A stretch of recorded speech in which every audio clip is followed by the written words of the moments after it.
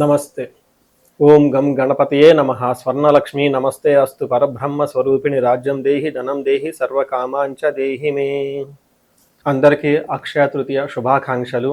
ఈ సందర్భంగా మహా స్వర్ణలక్ష్మి అమ్మవారిని మనందరికీ చక్కగా బ్రహ్మ జ్ఞానాన్ని ఇవ్వాలని, తద్వారా మనమందరం ప్రతి నిమిషం హ్యాపీగా సంతోషంగా ఉండాలని, కొన్నిసార్లు మనకు నచ్చినవి వెంటనే వచ్చినా, కొంచెం లేటుగా వచ్చినా, నచ్చిన వాళ్ళు మన దగ్గర ఉన్నా, దూరంగా ఉన్నా, ఎట్లాంటి సందర్భంలో కూడా ప్రతిసారి మనం ప్రతి నిమిషంలో ఆనందంగా ఉండాలి.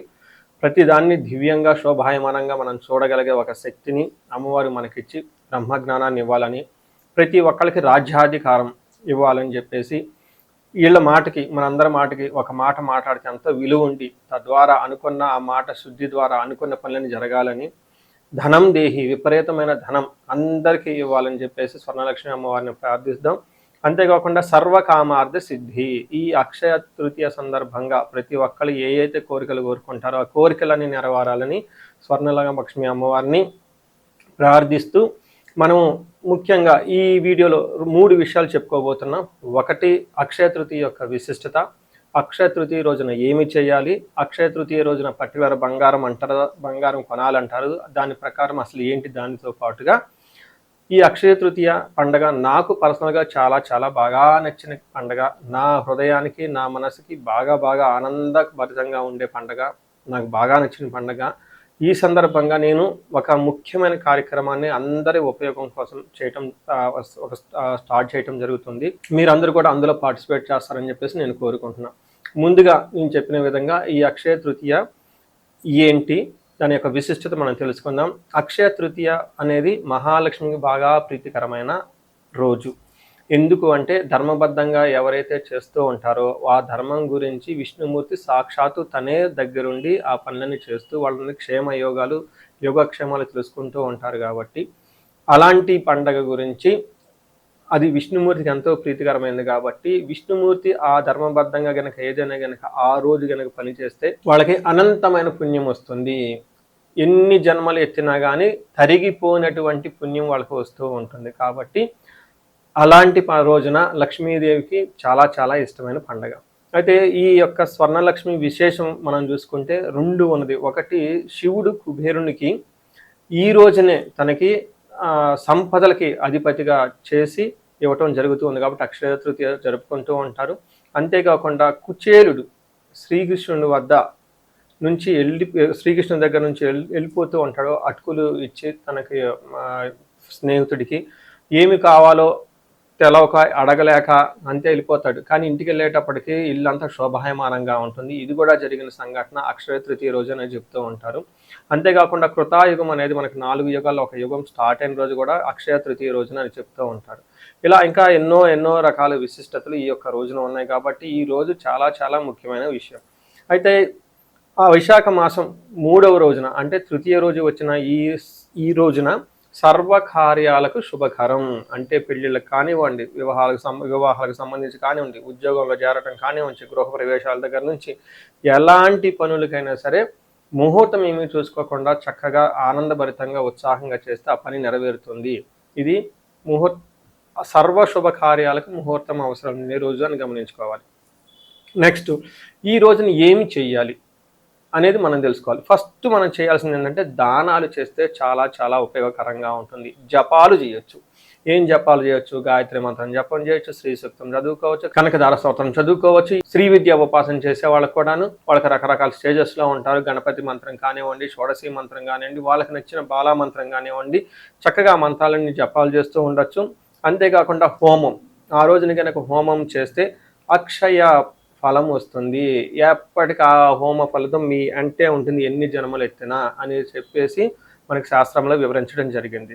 ఇంకొకటి, చాలా విషయాలకి మనకి చెప్తూ ఉంటారు. ఈ యొక్క కంటెంట్ అంటే మనకి ఈసారి వచ్చిన అక్షయ తృతీయ 2 రోజులు వస్తుంది. చాలామంది కన్ఫ్యూజన్ కూడా ఉంది, 19వ తారీఖు చేయాలా, 20వ తారీఖు చేయాలని చెప్పేసి. దాని గురించి కూడా మీకు వివరణ ఇస్తాను.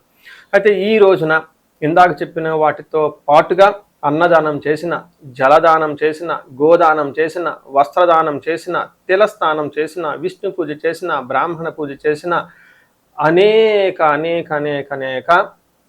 వేల సంవత్సరాలు ఓకే మీకు నిలబడిపోయే విధంగా ఈ పుణ్యఫలం అయితే మీ అంట ఉంటుందని చక్కగా శాస్త్రంలో వివరించడం జరిగింది. సో ఆ రోజున పూజా విధానం అసలు ఆ రోజంతా ఏం చేయాలి అనే దాన్ని కూడా ఒక స్టెప్ బై స్టెప్ ప్రొసీజర్ మనకి గ్రంథాల్లో వివరించడం జరిగింది. మీకు చెప్తాను. సో అక్షయ తృతీయ రోజున 6 రకాలుగా మనం ఈ టైం అంతా మనం చేసే విధంగా మనకుంటుంది ఈ పూజా కార్యక్రమాలు. అంటే ఆ దినాన్ని, ఆ రోజుని మనం చక్కగా సద్వినియోగం చేసుకోవడానికి 6 రకాల కార్యక్రమాలు స్టెప్ బై స్టెప్ గ్రంథంలో వివరించడం జరిగింది. ఫస్ట్‌ది తిల స్నానం చేయాలి.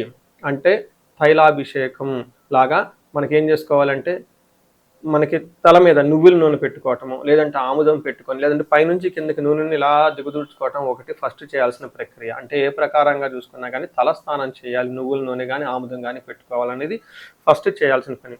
రెండోది సంకల్పం తీసుకోవాలి. సంకల్పం లేకుండా ఏ పూజ చేసినా కానీ ఆ పూజ ఫలితం రాదు.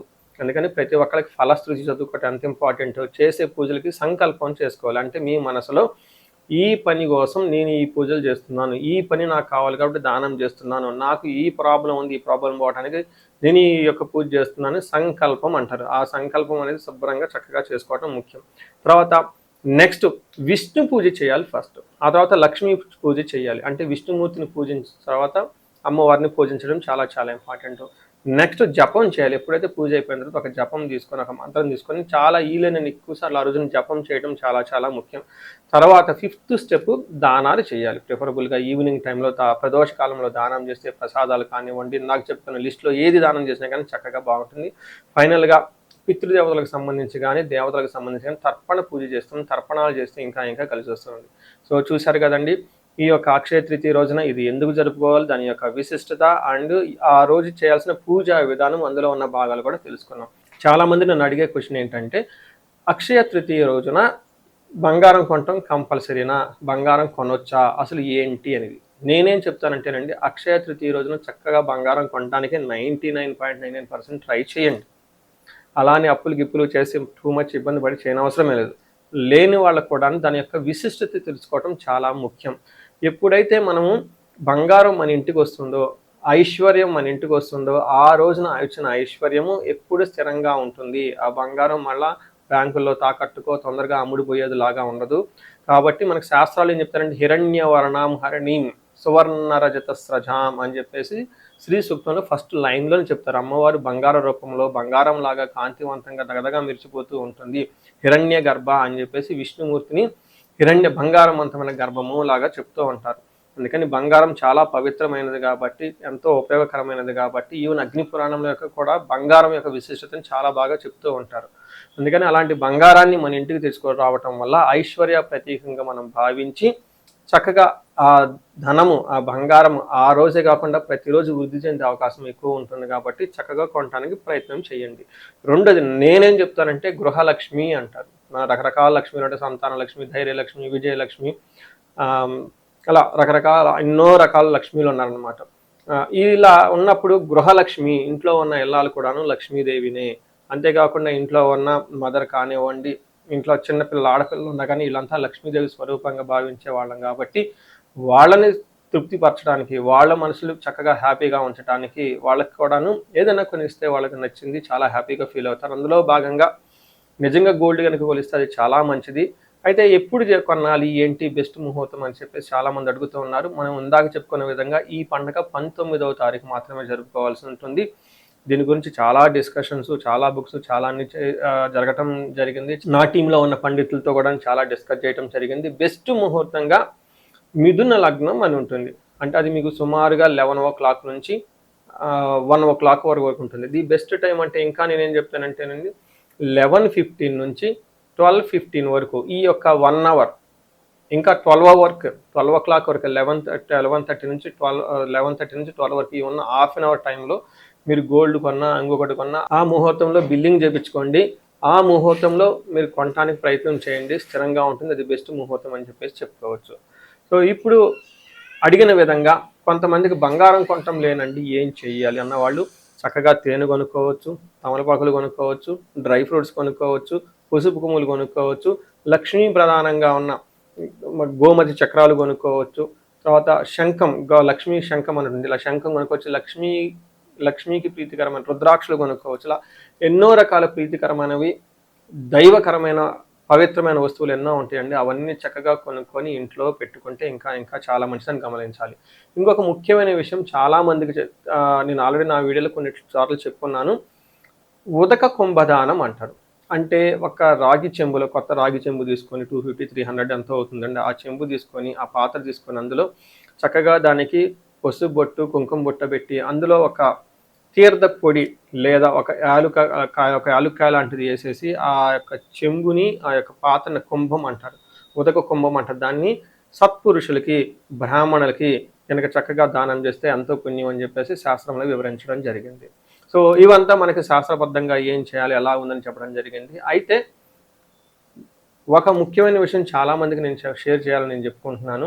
రీసెంట్గా నేను ఒక ఆర్టికల్ చూశానండి. అందులో ఆత్మహత్యలు చేసుకుంటున్న వాళ్ళు లిస్టు చేసుకుంటున్న వాళ్ళ గురించి ఒక ఆర్టికల్ జరిగింది. అందులో ఏ రాష్ట్రంలో ప్రజలు దేని గురించి ఆత్మహత్యలు చేసుకుంటున్నారు అనేది అందులో వివరించడం జరిగింది. నార్త్‌లో కొన్ని వచ్చేటప్పటికి ప్రేమ గురించి సూసైడ్‌లు చేసుకోవటం, అలా కొంతమంది ఆస్తుల గురించి సూసైడ్‌లు చేసుకోవటం ఇలా ఒక్కొక్క స్టేట్‌లో ఇచ్చారు. అయితే తెలుగు రాష్ట్రాల్లో ఆ ఆర్టికల్ ప్రకారం ఎక్కువ మంది సూసైడ్ చేసుకుంటుంది అప్పులు బాధలు పడలేక, అంటే ధనం అందలేక, ధన ప్రవాహం లేక చాలామంది ఇబ్బందులు పడుతూ ఉన్నారు. తద్వారా చాలామంది సూసైడ్‌లు చేసుకుంటూ ఉన్నారని చెప్పేసి నేను ఒక ఆర్టికల్ చదివాను. అది చూసిన వెంటనే చాలా బాధేసింది నాకు. ఎందుకంటే మనకు తెలుగు రాష్ట్రాల్లో చూడండి, అటు పక్కన వెంకటేశ్వర స్వామి, తిరుపతి వెంకటేశ్వర స్వామి దగ్గర నుంచి, భద్రాచలం దగ్గర నుంచి, మనకి యాదాద్రి దగ్గర నుంచి, అన్నవరం దగ్గర నుంచి అన్నీ మనకి విష్ణు ఆలయాలు ఎన్నో ఉన్నాయి. ఎన్నో మంది గొప్ప గొప్ప వ్యక్తులు ఉన్నారు. అయితే విషయం ఏంటంటే మనకి మన దగ్గర వేదాల నుంచి, పురాణాల నుంచి, ఇతిహాసాల నుండి, తాంత్రికంలో నుంచి ధనం సంపాదించడానికి కావాల్సిన ఎన్నో పూజలు, హోమాలు, వ్రతాలు అవన్నీ చాలా ఉన్నాయి. అవి గనుక చేసుకోగలిగితే ఈ యొక్క బాధల నుంచి బయటపడిపోయేసి చక్కగా ధనం సంపాదించుకునే అవకాశాలు ఎన్నో ఉన్నాయి. అవి తెలుసుకొని జస్ట్ మనం ఫాలో అవటమే గనక మనకు ముఖ్య కర్తవ్యం. అవి గనక చేయగలిగితే ఆ ఆర్టికల్ ప్రకారం చూడండి, డబ్బు లేక ఇబ్బందులు పడి సొసైటీలు చేసుకునే వాళ్ళు, అంటే దేవుడిచ్చిన ఈ జన్మనే వాళ్ళు వద్దు అని అవసరం లేదు అని వదిలేసుకుంటున్నారంటే ఎంత బాధేస్తుందో చదువుకుంటే. అందుకని ఈ తెలుగు రాష్ట్రాల్లో కానీ తెలుగు ప్రజల్లో ఎవరు కూడా ధనం లేక ఓకే చనిపోకూడదు అన్న ఒక ఫీలింగ్ నాకు వచ్చేసింది. దానికి ఏం చేయగలను నేను అన్న ఒక ఆలోచనతో ఈ అక్షయ తృతీయ రోజున మహాలక్ష్మి, స్వర్ణలక్ష్మి విశేష హోమం చేయటం జరుగుతుంది. ఇది నేను మా పండితులు అందరం కలిసి, ఎవరు డబ్బులు ఇచ్చినా ఇవ్వకపోయినా, స్పాన్సర్షిప్ చేసినా చేయకపోయినా మేమంతా కలిసి చక్కగా చేయాలి. డబ్బులు ఎవరెవరి దగ్గర అయితే లేదో వాళ్ళందరికీ ధనం రావాలి. ధనం లేక ఎవరైనా కానీ సొసైటీ లాంటివి, ఆత్మహత్యలు లాంటివి చేసుకోకూడదు, అందరికీ ఆ ధనం ఇవ్వాలి అన్న ఒక సంకల్పం తీసుకొని చేయటం జరుగుతుంది. ఇందులో భాగంగా ప్రతి ఒక్కరిని ఇన్వైట్ చేయటం జరుగుతుంది. చక్కగా కంచి కామకోటి పీఠం ఆధ్వర్యంలో ఉన్న ఒక రామాలయంలో ఒక హాలు మాకు ఇవ్వటం జరిగింది. దాన్ని హోమం అదంతా చేయించుకోవడానికి. వివరాలు ఈ స్క్రీన్ మీద కనిపిస్తున్న నెంబర్ ద్వారా మీరు కనెక్ట్ అయితే చక్కగా వివరాలు చేయటం జరుగుతుంది. అందులో మీరు అందరూ ఫ్రీగా చక్కగా వచ్చి కూర్చొని చూడొచ్చు. ఆ యొక్క మంత్రాలన్నీ వినొచ్చు. ఆ మంత్రం వింటేనే మీకు ఎంతో వైబ్రేషన్స్ వచ్చి వైభవం వచ్చే అవకాశం ఉంటుంది. దానితో పాటుగా మీ యొక్క పేరు, నామగోత్రాలు అందులో చక్కగా రిజిస్ట్రేషన్ చేసుకోండి. ఆ రోజు రాండి. ఇంకా ముఖ్యమైనదంటే ఆ యొక్క హోమగుండంలో అమ్మవారికి ఇష్టమైన ద్రవ్యాలు కూడా మీరు కూడా చక్కగా తీసుకొని వచ్చేసి ఆ యొక్క హోమగుండంలో ద్రవ్యాలు మీరు హోమం చేస్తే చాలా మంచిదని ముందుగా చెప్పుకున్నాము. ఆ యొక్క హోమగుండంలో అందరూ మీరు చక్కగా ద్రవ్యాలు, పూజా సామాగ్రి అన్నీ తీసుకొచ్చేసి మీరు కూడా సమర్పించవలసిందిగా కోరుతున్నాను. ఎవరైనా కనుక దానాలు చేయాలనుకుంటే మా చక్కగా ఎంతోమంది బ్రాహ్మణులు మా దగ్గర ఉన్నారు. అందరం కలిసి ఉంటాము. మీకు తగిన విధంగా దానాలు చేయొచ్చు. చిన్న దానము, పెద్ద దానం, ఏదో ఒక దానం. అందరికీ వేద ఆశీర్వాదం ఇవ్వడం జరుగుతుంది. ఆ రోజున స్వర్ణలక్ష్మి విశేష హోమంలో శ్రీ సూక్తము, కనకదార స్తోత్రం కూడా జపం చేయటం, మీ చేత చేయించడం కూడా జరుగుతుంది. ఇంకా కుదిరితే అక్కడ ఉన్న వసతులను బట్టి మీ చేత కుంకుమ పూజ చేయించడం కూడా జరుగుతూ ఉంటుంది.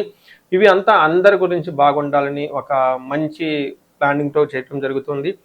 దీన్ని తప్పకుండా ప్రతి ఒక్కళ్ళు సద్వినియోగం చేసుకోవాలని చెప్పేసి నేను కోరుకుంటున్నాను. ఈ వీడియో విన్న వాళ్ళకి, ఈ వీడియో 10 మందికి షేర్ చేసిన వాళ్ళకి, ఈ యొక్క హోమం గురించి జరుగుతుంది అని చెప్పిన వాళ్ళకు కూడా ఆ పుణ్యం రావాలని చెప్పేసి, వీళ్ళందరికీ అష్టైశ్వర్యాలు ఉండాలి, భోగభాగ్యాలు ఉండాలని చెప్పేసి నేను కోరుకుంటున్నా. నమస్తే.